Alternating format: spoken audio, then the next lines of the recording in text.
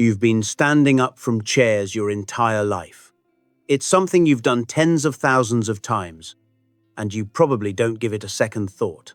But here's what I need you to understand.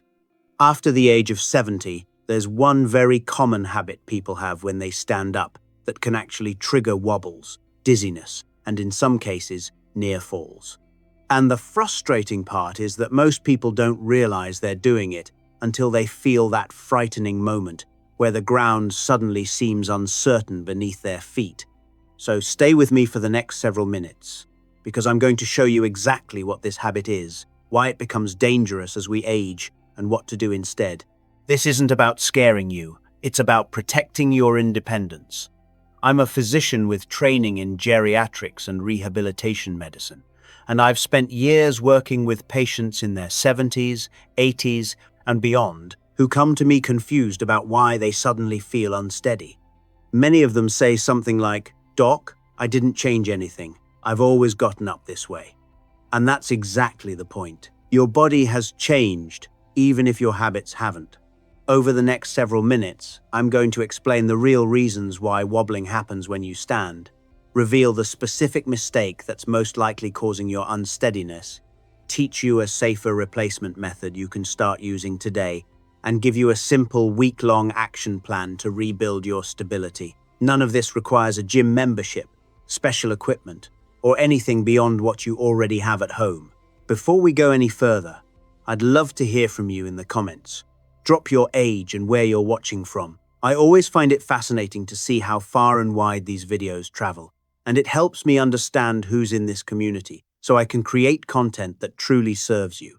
So go ahead and leave that comment, then come right back. Now let me explain why wobbling happens in the first place, because once you understand this, everything else will make much more sense. When you stand up from a seated position, your body has to perform a remarkable feat of coordination that involves multiple systems working together in a split second. Most of us take this for granted because, for decades, these systems operated so seamlessly that we never noticed them. But here's what's actually happening beneath the surface. First, there's blood pressure regulation. When you're sitting, blood tends to pool in your lower body. The moment you stand, gravity pulls that blood downward even more, which temporarily reduces blood flow to your brain. In a younger body, special sensors in your blood vessels detect this immediately and signal your heart to beat faster and your vessels to constrict, pushing blood back up to your brain almost instantaneously. But as we age, this response often becomes sluggish.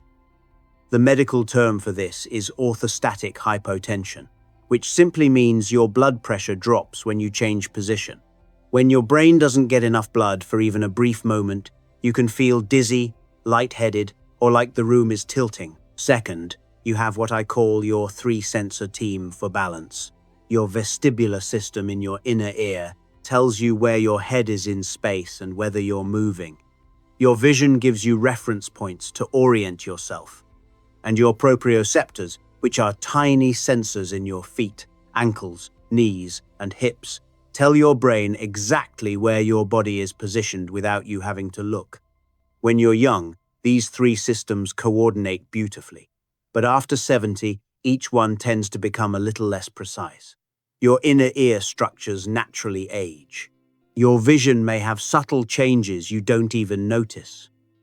And the proprioceptors in your joints become less sensitive. When one sensor weakens, the other two have to work harder to compensate. And when you challenge all three at once by standing up quickly, the whole system can get overwhelmed. Third, there's the matter of muscle power and reaction time. This is something clinicians see consistently. The muscles that keep you stable when you stand, particularly your hip stabilizers, your calves, and your core, naturally lose some of their strength and speed with each passing decade unless you actively work to maintain them.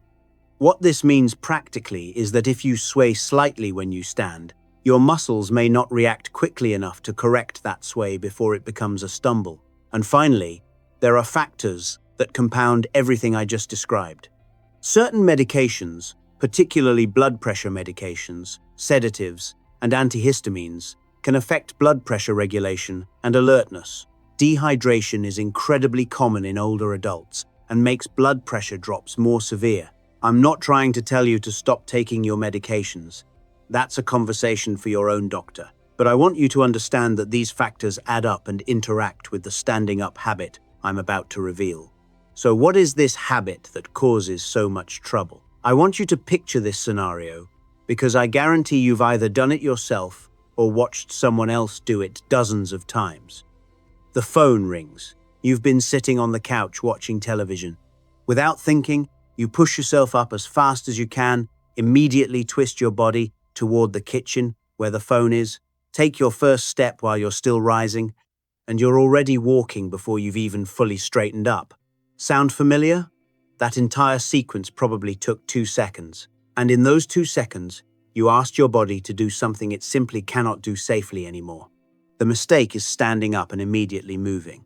It's the lack of pause between rising and walking. It's treating getting up from a chair like a race, when your body needs it to be a gentle transition.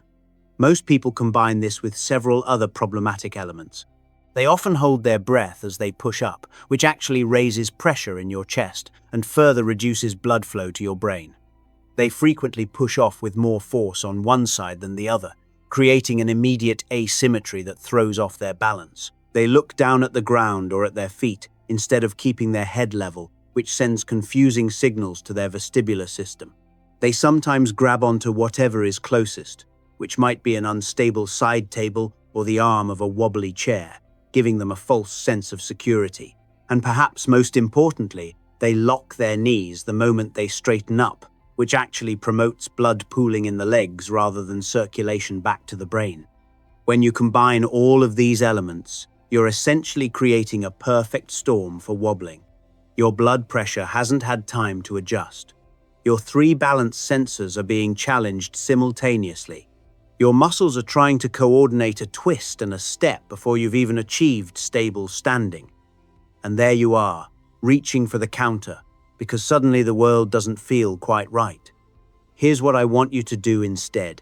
I'm going to walk you through a safer stand-up sequence, and I encourage you to practice this right now if you're in a safe position to do so. If you're going to try this with me, make sure you have a sturdy chair that won't slide, ideally positioned near a counter or a stable piece of furniture you can use for support if needed. Make sure the lighting is good and you're wearing supportive shoes or non-slip socks. Never practice this barefoot on a slippery floor. Start by sitting tall. Before you even think about standing, I want you to straighten your spine, lift your chest slightly, and bring your shoulders back. This isn't about military posture. It's about getting your body organized and aligned before you ask it to move against gravity. While you're doing this, take a slow breath in through your nose. Next, position your feet properly. Scoot forward in the chair if needed, and place your feet flat on the floor with your heels directly under your knees or even slightly behind them. Many people try to stand with their feet too far forward, which forces them to lunge to get up. When your feet are positioned under or slightly behind your knees, you have much more leverage and require less effort. Now, here's a key detail most people miss. Place your hands on the armrests or on the seat of the chair beside your hips. If you need to use your hands to help push up, that's perfectly fine, but use both hands equally. Avoid the habit of pushing much harder with one arm, which creates that rotational imbalance I mentioned earlier. When you're ready to rise, exhale slowly as you stand. I cannot emphasize this enough. Do not hold your breath. Holding your breath while exerting yourself is called a Valsalva maneuver, and it increases pressure in your chest in a way that can reduce blood flow to your brain. By exhaling as you rise, you're keeping that pressure stable and actually supporting better circulation. As you come to standing, keep your eyes looking forward, not down at your feet. Your peripheral vision and your proprioceptors will tell you where your feet are. Looking down while rising confuses your vestibular system at the exact moment when it needs to be helping you balance. Now here's the most important part. When you reach full standing, pause. Don't take a single step. Just stand there for 5 to 10 seconds. Let your blood pressure adjust. Let your balance sensors calibrate to your new position. Let your muscles engage fully. During this pause, You might gently shift your weight from foot to foot if you want, or just stand quietly. Either way, you're giving your body the time it needs to stabilize before you ask anything more from it. Only after that pause do you take your first step.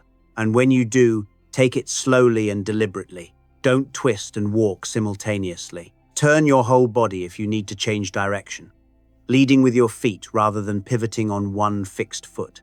Let me tell you about a patient I worked with. I'll call her Margaret, who was 78 and had been having what she called mini dizzy spells every time she stood up from her kitchen table. She was genuinely frightened that something was seriously wrong with her brain. After ruling out concerning medical causes, we discovered that her habit was to push up quickly, twist toward the counter while still rising, and immediately start walking to the sink. She did it automatically, without thinking, the same way she'd done it for 30 years. We worked together to retrain her with this exact sequence I just described.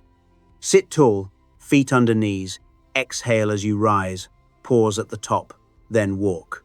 Within 2 weeks, her dizzy spells had essentially disappeared. Nothing had changed about her health. She had simply stopped asking her body to do something it couldn't handle anymore. Now, I want to give you a quick way to check how you're doing with stability, just for your own awareness. This is not a diagnostic test, and it's not a substitute for a proper evaluation by your doctor, but it can give you useful information. Make sure you're near a counter or sturdy surface you can grab if needed, and have good lighting. Stand up from a chair using the method I just taught you. After your 5 to 10 second pause, simply notice how you feel. Did you experience any dizziness or lightheadedness? Did you feel the need to reach out and grab something? Did you sway noticeably? Or did you feel like your body was making small corrections to keep you balanced? How long did it take before you felt fully steady and confident? If you stood up and felt rock solid immediately, with no dizziness and no sense of wavering, that's a reassuring sign that your balance systems are working well together. If you noticed mild dizziness that passed quickly, that tells you your blood pressure adjustment might be a bit sluggish, which is very common and exactly why the pause is so important. If you felt like you needed to grab something or you swayed significantly, that's valuable information to share with your doctor and a sign that the exercises I'm about to give you could be particularly beneficial for you. And if you experienced severe dizziness, chest pain, a sense of almost fainting, or any concerning symptoms, please stop and speak with your healthcare provider before continuing. Let me pause here to ask you something I'm genuinely curious about. Which daily task has become harder for you lately? Is it stairs, getting up from a chair, turning around in tight spaces, walking at night? Drop your answer in the comments because it helps me understand what topics to cover in future videos, and you might find that others in the community share your experience. Now let me give you a practical plan for the next 7 days. This isn't about dramatic exercises or pushing yourself to exhaustion. It's about small, consistent efforts that build up your stability systems over time. Think of these as practice sessions rather than workouts. On most days, I want you to practice the sit-to-stand sequence we just discussed, but do it with intention and attention. Find a sturdy chair, preferably one with armrests, and practice standing up and sitting back down 5 to 10 times in a row. Focus on the form.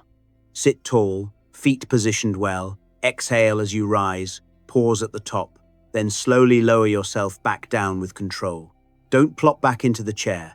Lower yourself as if the seat were made of glass and you didn't want to crack it. This builds strength in your thighs and hips while also training that crucial pause. Several times during the week, I'd like you to practice heel raises at your kitchen counter. Stand facing the counter with your hands resting lightly on the surface for balance.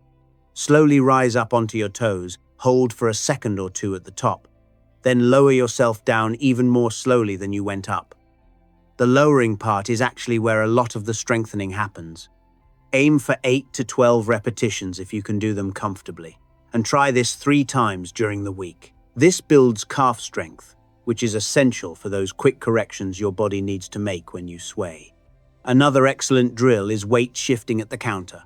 With your hands on the counter for safety, slowly shift your weight over to your right foot, then slowly back to center, then over to your left foot. Don't lift the unweighted foot off the ground. Just shift your weight from side to side. As this becomes easier, you can try a tandem stance, which means standing with one foot directly in front of the other, like you're on a balance beam. Hold the counter for support and see if you can maintain this position for 15 to 30 seconds on each side. This challenges your balance sensors in a safe, supported way. For your ankles, try this simple mobility drill. While seated, write the alphabet in the air with your toes, 1 foot at a time. This sounds almost too easy to be useful, but it moves your ankle through its full range of motion and keeps those joints mobile. Stiff ankles mean less information flowing from your proprioceptors, and this is a gentle way to combat that. If you want to add some gentle core work, wall push-ups are excellent and safe for almost everyone. Stand about arm's length from a wall, place your hands on the wall at shoulder height, and slowly bend your elbows to bring your chest toward the wall, then push back out. This engages your core while also building some upper body strength, and it's done in a standing position which makes it functional for real life. Do 8 to 12 of these a few times during the week. For those who feel steady enough and want an additional challenge, a countertop bird dog can be very beneficial for core stability. Stand facing the counter with both hands on the surface. Slowly extend one leg behind you while keeping your core braced and your standing knee slightly bent. Hold for a few seconds, then return. Alternate legs. This challenges your balance and your core simultaneously, while the counter provides safety. If this feels too challenging, skip it for now and focus on the other exercises. If you enjoy this type of content and you're finding it helpful, I'd appreciate it if you hit that like button and consider subscribing to the channel. It helps more people find these videos, and it tells me that this kind of practical health guidance is something you want more of. Now, I need to talk about some hidden triggers that can make wobbling worse, because the way you stand up is only part of the equation. There are other factors that amplify your risk, and being aware of them can help you take protective action. Nighttime bathroom trips are one of the most dangerous times for falls, and here's why. You've been lying down for hours, so your blood pressure is at its lowest baseline. You're groggy from sleep, so your reaction time is slowed. The lighting is usually poor, so your vision can't help your balance as much. And you're often in a hurry because your bladder is demanding attention. This combination is treacherous. If you regularly get up at night to use the bathroom, please consider keeping a dim night light on in your bedroom and the path to the bathroom. Sit on the edge of the bed for 10 to 15 seconds before standing. Use the same pause at the top technique before walking. And consider whether you actually need to rush. You're probably not going to have an accident in the 5 extra seconds it takes to stand safely. Dehydration is incredibly common in older adults, often because the sense of thirst becomes less reliable with age. When you're dehydrated, your blood volume is lower, which makes blood pressure drops when standing even more pronounced. Many of my patients don't realize they're chronically underhydrated until we specifically discuss it. Keep water or other non-caffeinated beverages accessible throughout the day and try to sip regularly rather than just drinking when you feel thirsty. Alcohol deserves a mention here too. Even moderate amounts of alcohol can affect your blood pressure regulation and your vestibular function. I'm not telling you that you can never have a glass of wine, but be aware that having a drink in the evening and then standing up quickly later carries extra risk. The same is true for sedating sleep aids, whether prescription or over-the-counter. They can leave you groggy and less coordinated, particularly if you have to get up in the middle of the night. Whenever you start a new medication or have a dose changed, pay attention to how you feel when you stand up for the next several days. Many medications can affect blood pressure or balance as side effects, and your body may need time to adjust.